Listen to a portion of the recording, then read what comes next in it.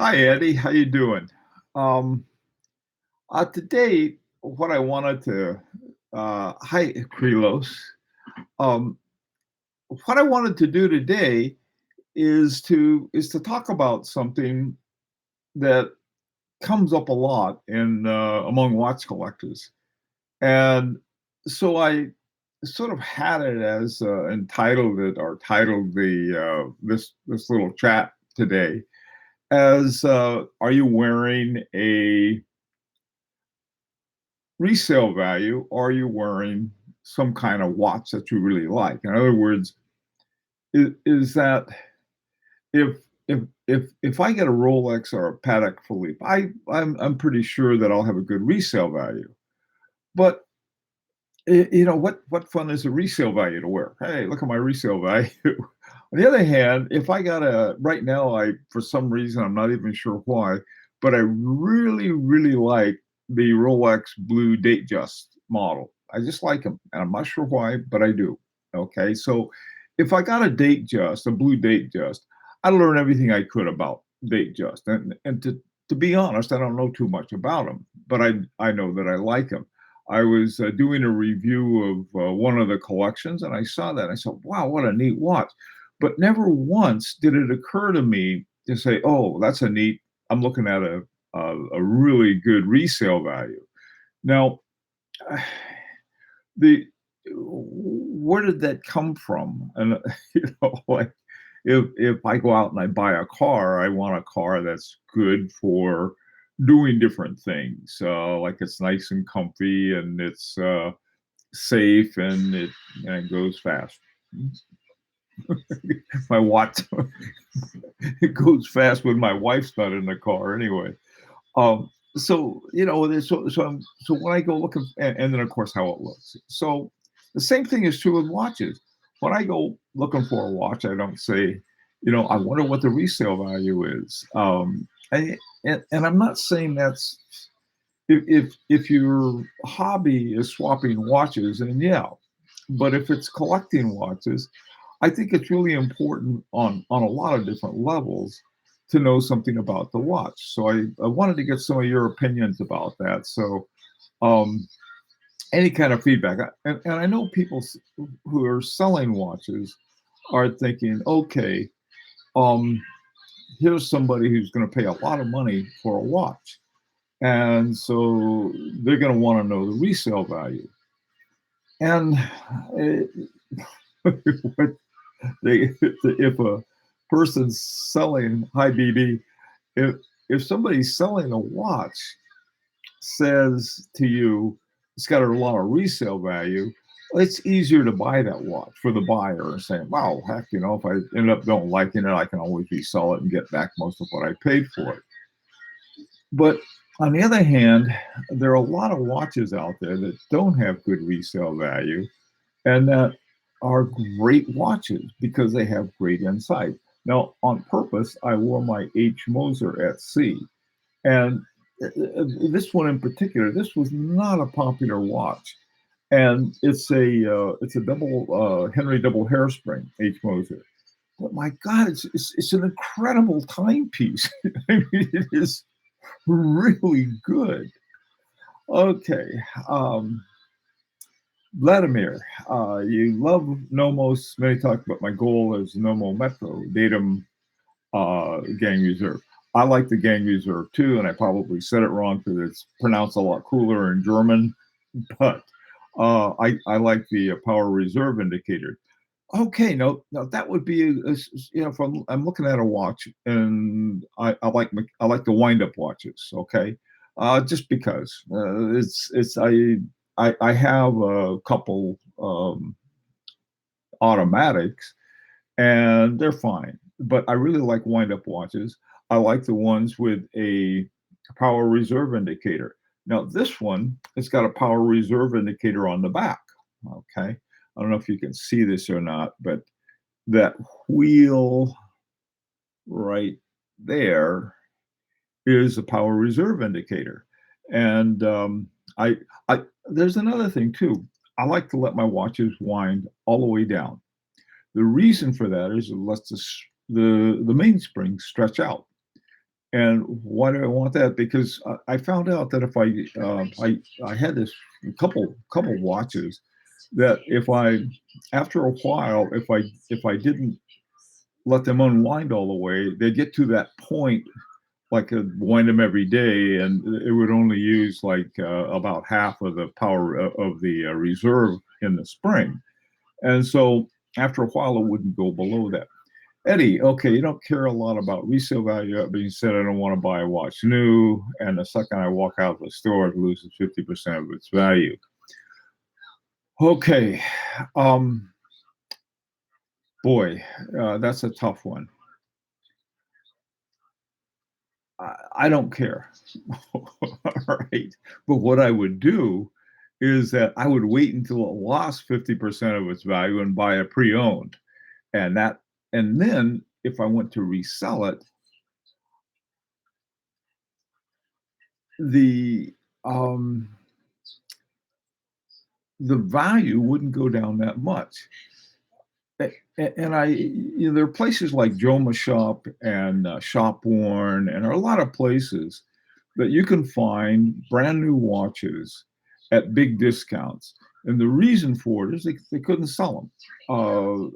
I have this fantastic, uh, what is it called? Hemispheres from Parmigiani that I got for less than half of what the list price was, and I love that watch, Hylon, and 24 karat Arabia Felix. Now, the yeah, I think one of the big thing. Oh, the connections going in and out. Rats. Hang on a second. Let me try something here. I'm going to turn off this. Okay, and I'm going to turn this off. Shut down. Let me see. I don't know if this will help or not, but I'll try something. Hi, DGB. Hi, Mason. Um, okay, so uh, here's the deal. If you do your research on a watch, you're going to learn a lot about it, not just about the watch itself. And I mean, you'll learn about the resale value, maybe, but that's the big thing. There was this wonderful quote that somebody, in fact, it was one of you guys had on a video I did some time ago, and I think that it was Napoleon. This is quoting Napoleon. He says, "Rarely is the time spent on reconnaissance wasted. Reconnaissance wasted." Same thing with a watch. If you go on, you find out all about it.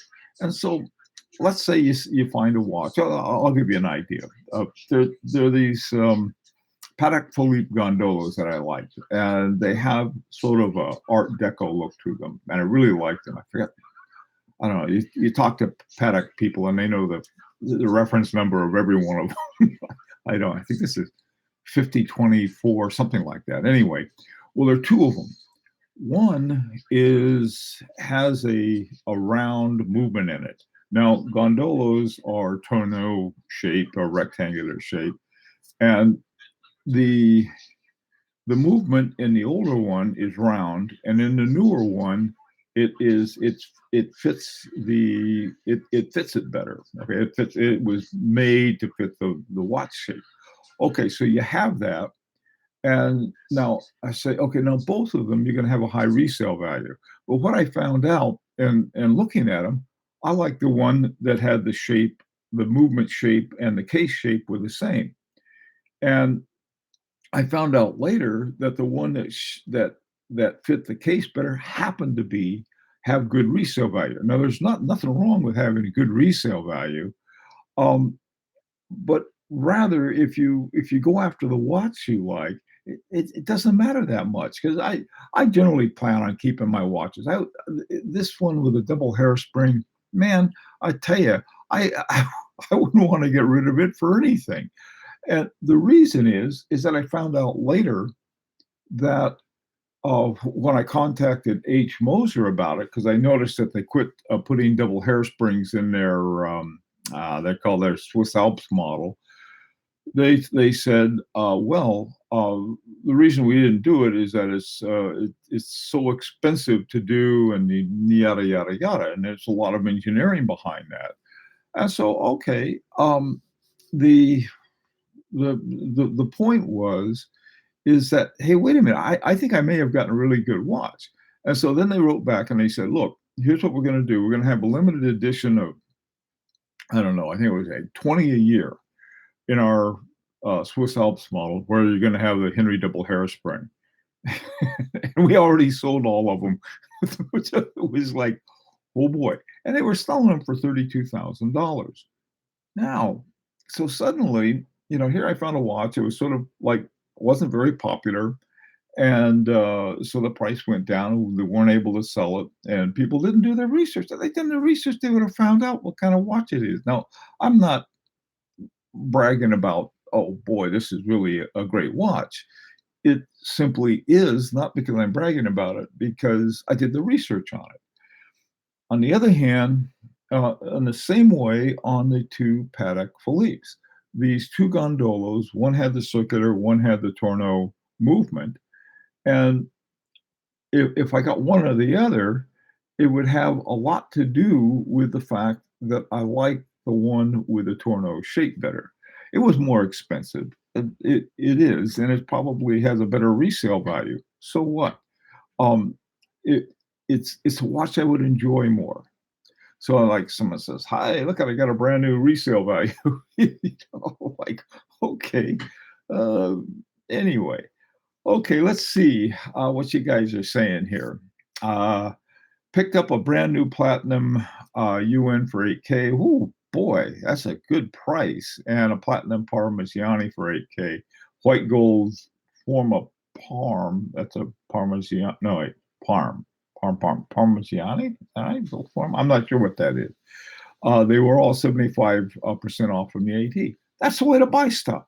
I mean, if I could get that kind of discount from an AD, heck, I'd do it. Um, I have once too. I got my Harry Winston from an AD. He gave me a great price on it. Um, the but usually you go to an AD, and especially if you go to a Patek Philippe or a Rolex AD, man, those guys, they better not sell you something at a discount, or they get into a lot of trouble. Optimism versus pessimism in collecting. Hey, Roman, I understand that people with limited means buy staples for their only luxury pieces. Yeah, now, yeah, Roman, look, I'm not saying that there are different amounts that people can afford. That's true, and you shouldn't buy anything that put you in trouble. Oh, hey, Clyde, how you doing? I was hoping you make it. Hey, did you try that thing? I was hoping that we might be able to have a see two of us.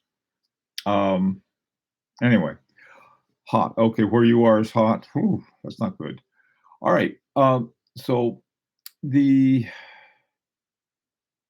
the whole issue of, hey, I got to watch because I got something in it that I like, or hey, I got to watch because I can resell it.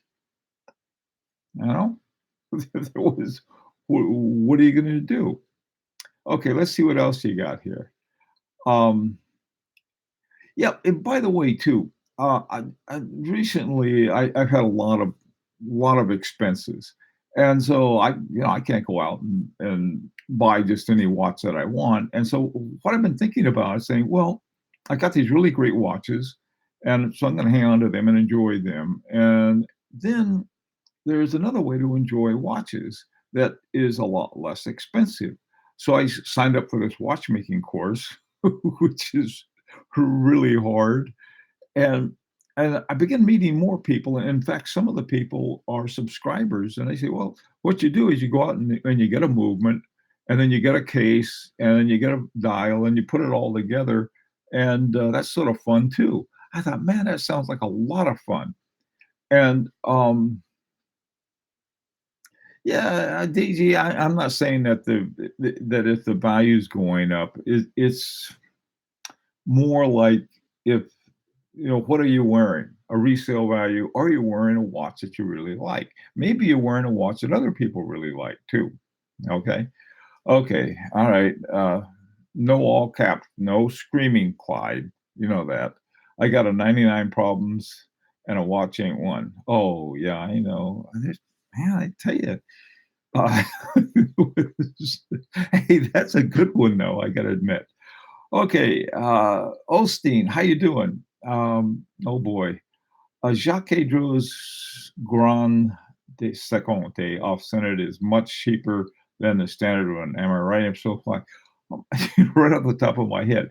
First of all, let me say I like Jacques Drew's and I like the Grande Seconde. They were part of, I think, when Jacques Drew's first started. Oh, I got a piece of gossip for you if you guys want to hear some gossip. Anybody? Be okay. It has to do with Jacques Drew's. Anyone? No, I guess not. Okay, you guys don't like gossip, so I won't tell you about that. All right. The I like Jacques Drew's Grand Seconde. Off-centered is much cheaper than the standard one. Great. The question is why. The question usually comes down to conventional thinking. Okay. Oh, okay, DG. You guys want to hear the gossip? All right, here it is. This has to do with Jacques Drew's. Um, the topic is Clive, and I'll tell Clive what it is, and then get to the gossip. Is that when you buy a watch, is that are you buying good resale value initially, or are you buying the watch because it has some kind of feature? Let me see. Better turn them off. There. Ah, okay. All right. Here's the gossip. Now, you may or may not have heard of the Sandoz family. Okay. The Sandoz Family Foundation funds Parmigiani as well as Vaucher movements, which make all of the movements for Parmigiani. In 1748, Jacques Drew's married Marianne Sandoz. Okay, so it goes back. I mean, you talk about you know a connection in Switzerland between family. That's the gossip. I know it's not. It's not as good as the Kardashian stuff that Clyde likes, but it's not bad. Okay, let's get back to this. Oh, really depends. I mentioned earlier that I was starting to like a lot the Rolex date just, and the reason I liked it, and I like the blue one. I like the looks of it. It looks like a kind of watch you can wear anywhere. I mean, you could wear it to work. You could just wear it wherever you want.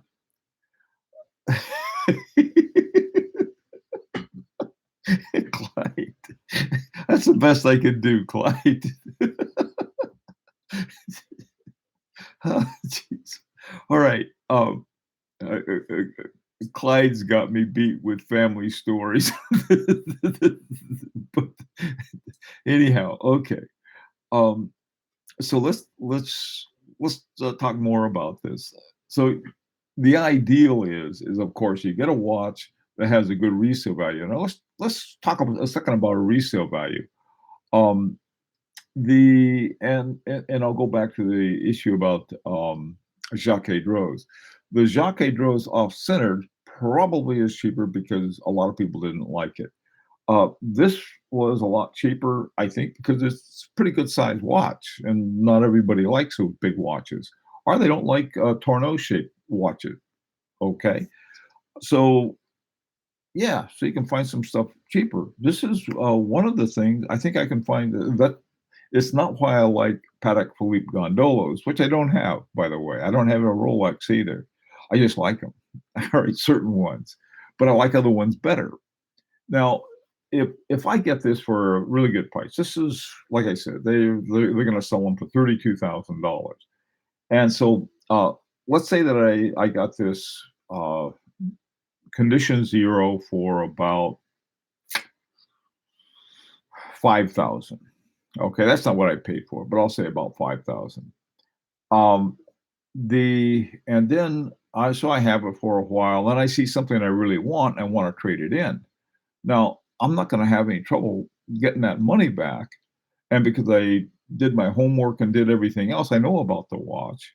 And not only can I get a high resale value relative to what I paid for it, but I might even make some money.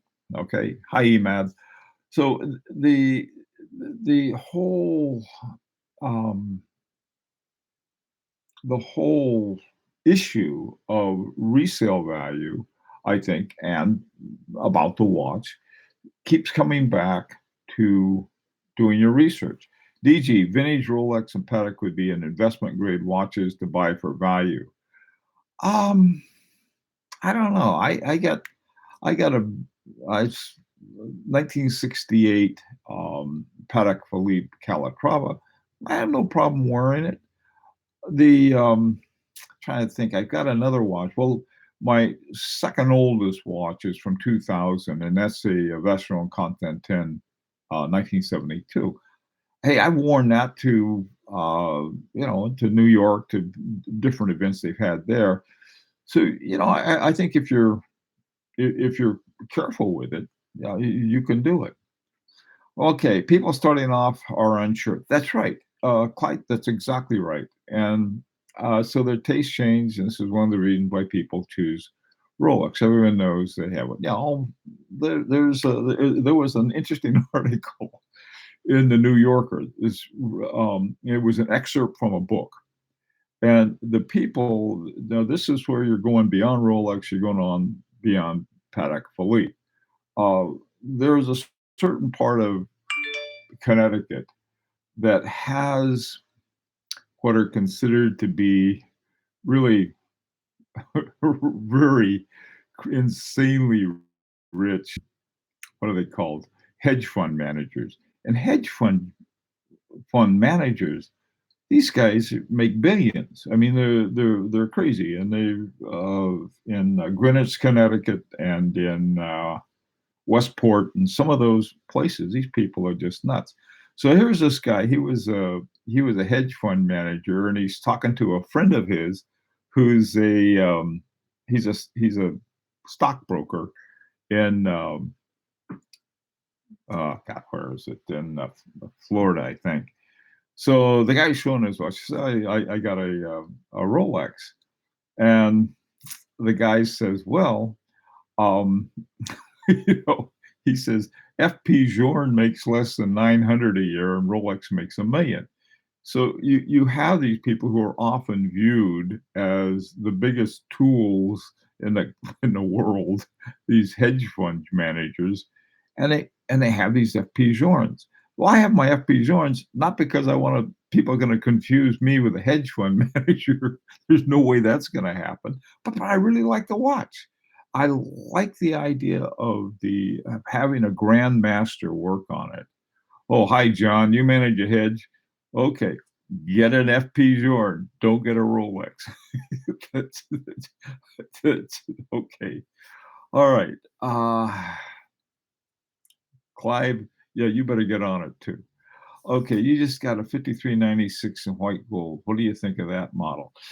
Yeah, this is the thing. EMAD, um, you guys who know the Patek Philippe's and Rolexes, you can shoot out a reference number. I don't know what it is. The only reference number I know is in my Calatrava, which is a 3468, and the only reason I can remember that is 2 times 34 is 68. So I just have to remember it's 34. The hedge in your garden. Okay. Glasudi's a nice watch. I agree. Hitler would have approved. Oh, come on now, man, Jack. That's not nice. Um, Hitler was a jerk. Uh, Manual wine Calatrava. Yeah. Yep. 39 millimeter. I love that. I guess that must have been the 5396. Yes, Emad. That is a nice watch. I like that watch a lot. Oh, come on. Hey, get away from that. Jack, what kind of model rolls did you have? I had a silver Spur, which was a long wheelbase saloon. Love that car. Had it for 5 years, and like a good English car, it leaked hydraulic fuel wherever I went. But God, that was a beautiful car. By the way, speaking of that, one of the things that I had mentioned earlier is buying pre-owned. Pre-owned is something that is, you can really save a lot of money with pre-owned. Okay. So with pre-owned, usually with your really good watches, people with really good watches take good care of them. Okay. This isn't pre-owned. Uh, I got a pre-owned one in my case. It's my uh, Harry Winston, and it belonged to a guy who's got $1 million collection. And he had this particular Harry Winston because his initials were HW. So he just let the thing sit in the case, and he wore all of his other watches.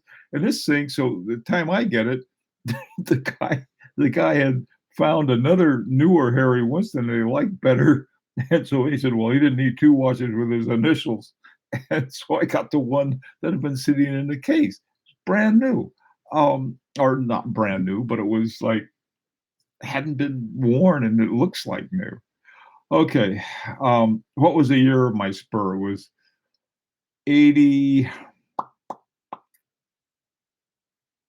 I think. I think it was an 82.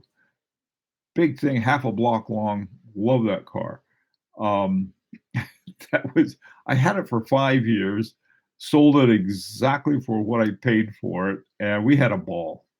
Um, yeah, they went jingle, jangle, jingle. Hey, by the way, too, Clyde, some of the I'm a my music tastes go to cowboy music, not country western, but cowboy music. And the Gene Autry, he had a song, a cowboy song called "Jingle Jangle Spurs." A lot of those old cowboy songs are very dark if you listen to the words. Okay, that one was like. All right, let's see. Swiss know how to tunnel. Yeah, they do that. Um, calendar length. Listen, about lengths, Eddie, you got some views on the annual calendar.